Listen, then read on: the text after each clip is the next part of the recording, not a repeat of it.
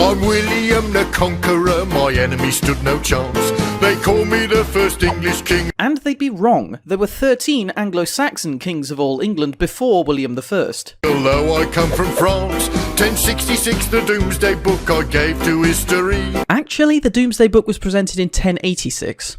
So fat on death, my body burst. William I's body didn't burst on death. It burst at his funeral, and only then because they had to push him into his grave. William's second cheeks were red, killed out hunting, so it said. William II did die in a hunting accident, but there's actually some debate as to whether or not he was assassinated, as this video seems to imply. I, Henry II, killed Thomas Becket. That's a bit of a simplification. What actually happened was some knights misinterpreted an offhand comment by Henry expressing his annoyance with Becket as a royal command and promptly killed him. Oh, King John, what a disaster. Rule restrained by Magna Carta. Or rather, it was supposed to, but King John didn't actually abide by Magna Carta, and it didn't actually become law for about 82 years. Henry III built the Abbey. Or rather, rebuilt. Edward hated Scots. A red-hot poker killed Ed too, that must have hurt him lots. It's not actually known exactly how, where, or when Edward II died, but the historical consensus is that he certainly was not, as legend has it, stabbed up the bottom with a poker. King Henry IV, plots galore, not least from Henry V. Whilst there was political conflict between Henry IV and Prince Henry, later Henry V, there's little evidence to suggest his son actually plotted against him. Why, killed 10 score at Agincourt. 10 score is about 200, which is a fraction of the losses sustained by the French in the Battle of Agincourt. James VI of Scotland next, as English James I he led, then Stuarts ruled. James I was one of the said Stuarts. King George IV and known henceforth as angry, fat and cross. Hang on. It's true you beat Napoleon. Actually, it was George III who defeated Napoleon, so Vicky's actually giving George IV more credit than he's due. I ruled for 64 years, you know.